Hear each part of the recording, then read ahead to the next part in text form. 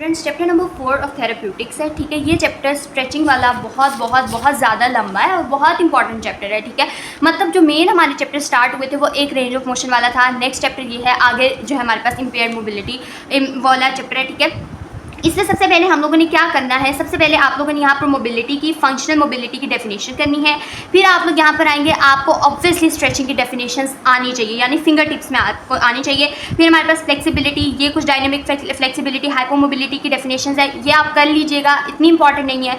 लेकिन कॉन्ट्रैक्चर बहुत इंपॉर्टेंट है। उसके बाद कॉन्ट्रैक्चर की टाइप्स बहुत इंपॉर्टेंट है। ठीक है, उसके बाद यहाँ पर हमारे पास फैक्टर्स जो कि रिस्ट्रिक्टेड मोशन को कंट्रीब्यूट करते हैं। क्वेश्चन मुझे भी आया था, हमें पता होना चाहिए कौन कौन से फैक्टर्स है, तो आप इस टेबल को रीड आउट कर सकते हैं।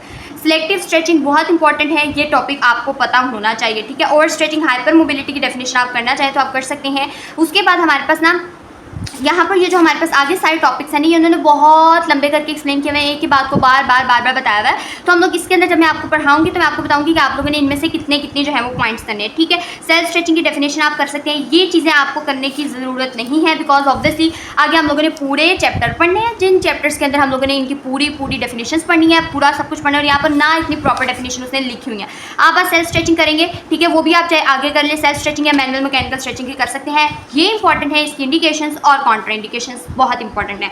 अच्छा, अब यहाँ पर हमारे पास इसके बेनिफिट्स हैं। अब आप गौर करें तो यहाँ से लेकर यहाँ तक के पॉइंट्स के अंदर उसने 3-4 बस बातें बताई हुई हैं। आप लोगों ने बस उन मेन पॉइंट्स को याद करना है। इंड्योरेंस परफॉर्मेंस के अंदर ये वाले पैराग्राफ जो है इसके अंदर बहुत इंपॉर्टेंट बातें हैं, वो मैं आपको पॉइंट आउट कराऊंगी जब हम लोग इस चैप्टर को डिटेल में जब है वो डिस्कस करेंगे। ठीक है, अभी मैं इसलिए नहीं करा रही क्योंकि अभी हमने पढ़ाएंगे तो हमें कैसे पता चलेगा। उसके बाद हमारे पास properties of the soft tissues हैं। इसके अंदर जो हमारे पास ना इसकी ये चीज़ें इंपॉर्टेंट है, ये डेफिनेशन इंपॉर्टेंट है। विस्को इलास्टिसिटी की डेफिनेशन यहाँ पर इंपॉर्टेंट है। उसके बाद हमारे पास मैकेनिकल प्रॉपर्टीज है नॉन कॉन्ट्रैक्टाइल टिश्यूज की। अच्छा, इसके अंदर ना सारी बातें उसने वही की हुई हैं जो कि हम स्ट्रक्चर ऑफ द पढ़ते हैं, फिजियोलॉजी में बड़ा पड़ा हुआ है। फिर कंपोजिशन ऑफ कनेक्टिव टिश्यू, इसको आपने एक बार अच्छी तरह से रीड करना है, कौन सा एलिमेंट किस चीज़ के लिए रिस्पॉन्सिबल है, आपको ये पता होना चाहिए।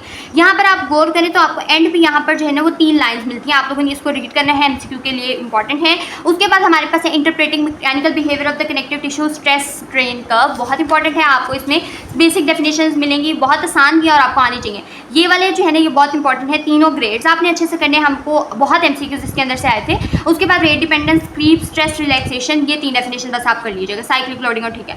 उसके बाद चेंजिंग इन कोलेजन फैक्टर, इसको बस आपने एक दफ़ा रीड करना है। मैकेनिकल प्रॉपर्टीज इसके अंदर बस वो आपको वो बताता है, आप करें ना करें कोई फर्क नहीं पड़ता क्योंकि ये कोई भी आपसे नहीं पूछेगा।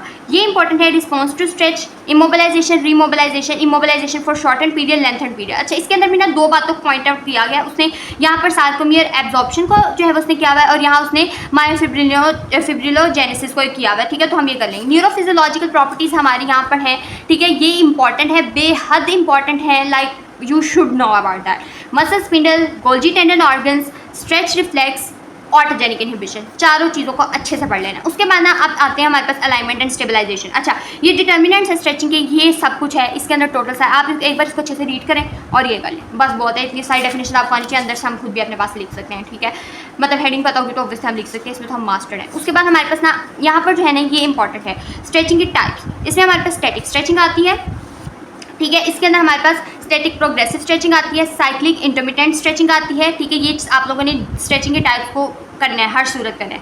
बेलिस्टिक स्ट्रेचिंग आती है। ठीक है, ये चारों आपको आनी चाहिए। ठीक है, उसके बाद अगर हम यहाँ पर आए तो हमारे पास उसने मोड ऑफ स्ट्रेचिंग बताया हुआ है, ये भी आपको आने चाहिए। मैनुअल स्ट्रेचिंग, सेल्फ स्ट्रेचिंग, ठीक है, इसके अंदर ना और हमारे पास आगे मैकेनिकल स्ट्रेचिंग, ये आपको ऑब्वियसली आनी चाहिए। और पीएनएफ टेक्निक्स आपको आनी चाहिए, लेकिन ये हम आगे भी डिटेल में पढ़ेंगे, लेकिन आप इसको करेंगे, एक बार रीड करेंगे क्योंकि पीएनएफ इंपॉर्टेंट है, हमारे हर लिहाज से पीएनएफ इंपॉर्टेंट, तो जहाँ कहीं भी पीएनएफ है हम लोगों को उसको करना चाहिए। उसके बाद ये हमारे पास जो है इतने कोई इंपॉर्टेंट है नहीं कि आफ्टर स्ट्रेचिंग क्या फ़ायदा, आप बस ये टेबल कर लें, बहुत ज़्यादा आपके लिए जो है ना वो हो जाएगा काम। ठीक है, उसके बाद ये करना भी हमारे लिए इतना ज़्यादा इंपॉर्टेंट नहीं है। हीट कोल्ड, कहाँ पर आपने हीट अप्लाई करनी है, कहाँ पर कोल्ड अप्लाई करनी है, वो आपको पता होना चाहिए। उसके बाद हमारे पास आगे आ जाती हैं टेक्निक्स जो कि हम लोग प्रैक्टिकल पोर्शन के लिए ऑब्वियसली करते हैं, तो इनको हम लोगों ने डिटेल में नहीं करना। ये मैंने आपको रफ सा आइडिया दिया कि आपने इस चैप्टर में क्या क्या करना है, आप किस तरह से इस चैप्टर को पढ़ेंगे। ठीक है, वैसे ये चैप्टर इंपॉर्टेंट है, इसका थ्योरी वाला पोर्शन भी इंपॉर्टेंट है। ठीक है, अब लेकिन आपने जो है ना इसमें से सिर्फ वो टॉपिक्स करने हैं जो कि वाकई बन सकता है कि एक ऐसी क्यों आ सकते हैं, इसके अंदर से छोटी छोटी बातों को इतना नहीं करना।